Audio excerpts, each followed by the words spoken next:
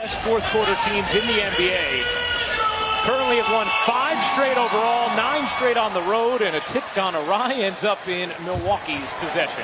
Trade to get Paul George, and after speaking with that young man, it is so clearly evident why. Giannis to the rim on a nice delivery from Eric Bledsoe.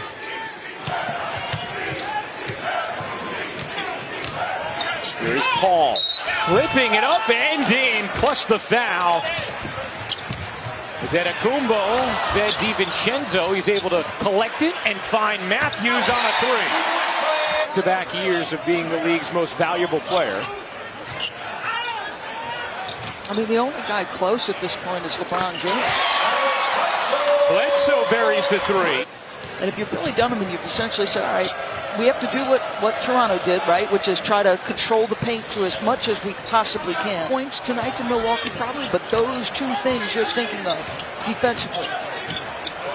Antetokounmpo, a deep catch, a quick turn, bucket of the foul. And a crab dribble into Burton, double comes. Matthews dumps it to Robin Lopez, the spin and the finesse. Antetokounmpo into the paint, somehow able to maneuver it up. Deontay Burton can't hit from the corner. Good feed. Bledsoe to Giannis for the hammer. Well, you came in thinking, let's take the paint away, and they're doing work inside. Noel on the follow. You just touched on this in the break. Like you love the decision-making of Eric Bledsoe.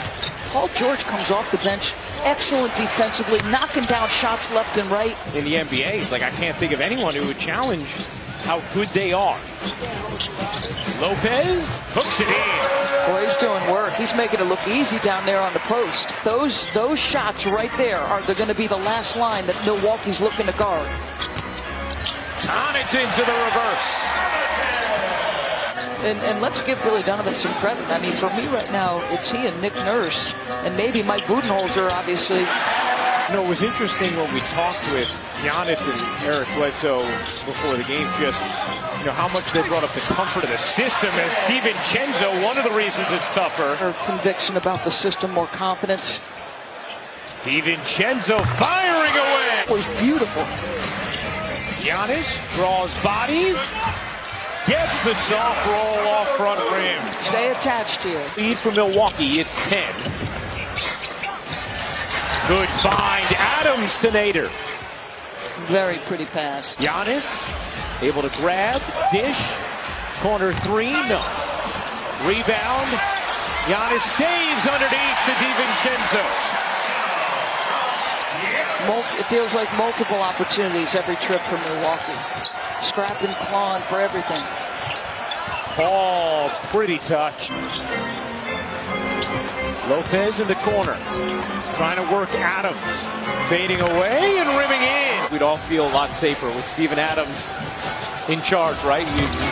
He's that kind of guy who just has a presence on the floor.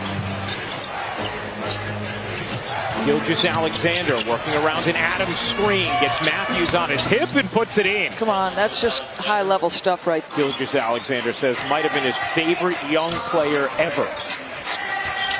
Antetokounmpo sheds Dort and floats it in. Antetokounmpo, nice look underneath. The movement to Matthews, he got it.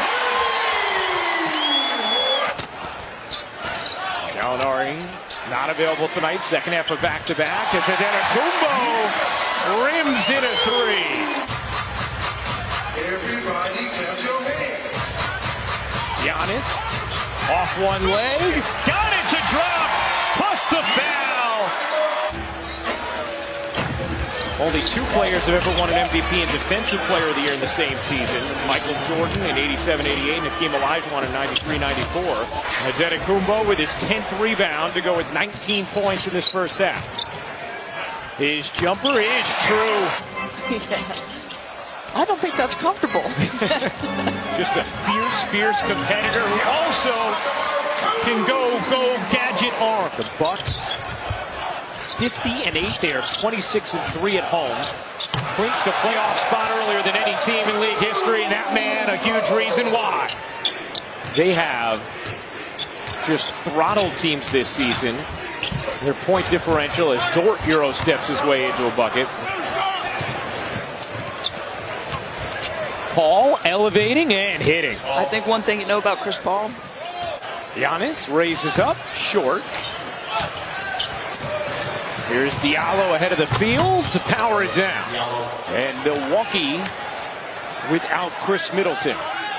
Giannis's three is good. So much more comfortable pulling the trigger. And understands that it's important for him to, regardless of the results, as Matthews hits the three. I like that term. The DB glossary of terms. Marvin Williams gives you big, physical, strong defender, but also allows some versatility.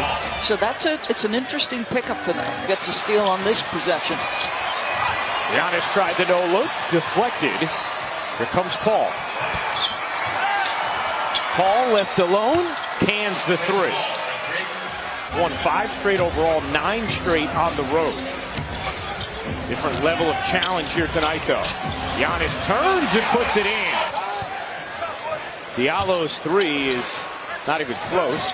Hill flicks it down the floor into the basket of Bledsoe. Second question. The second question, do Paul George and Kawhi Leonard need more time together? You know, I have said and been pretty staunch in my belief as Connaughton gets another 3 to go. He's a championship coach. He knows what his eyes are seeing. So for the first time, I feel like, okay, hopefully they can keep their health together and start building everything. He's just pummeling Oklahoma City since late the second quarter, as they have done to many a team. Very much in jeopardy. Yeah. And by the way, and this is something that old school players will talk about. In the era of load management, this is the best way to load manage. Let's take care of business and let's keep minutes low. George Hill, a confident stroke. Blow teams out. That's what Milwaukee has been able to do. And by the way, tonight, obviously, no slight on Oklahoma City. Connaughton, he's looked good tonight and hits another. See, now 3 of 4 from deep. I talked to Darvin Ham, long-time assistant coach, going to get his opportunity to be a head coach in the NBA at some point soon, I would think, Darvin. I feel like there's greater self-conviction about how good they are. Like last year, I think, okay, they thought we dominated the regular season, but did they believe they were the best team? I don't know. Wow. This is Antetokounmpo with the kick. Ilyasova gives it back. Thanasis cradles it in on a strong take. Do you think that at all changes, Ryan, the trajectory for Boston, or maybe how much more difficult they could make life on the Bucks should they be the team that would meet them? Or? A developing potential star who already is a strong piece, but not a leading man.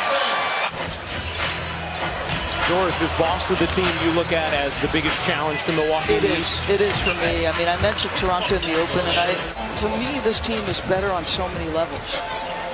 And like the way they lost that series, I think, keeps you hungry and humble. Yeah. You went up 2. Respect for the intellect of Mike Budenholzer and knowing that he has the answers to whatever questions they pose. An authoritative stomping from the NBA's best Milwaukee Bucks.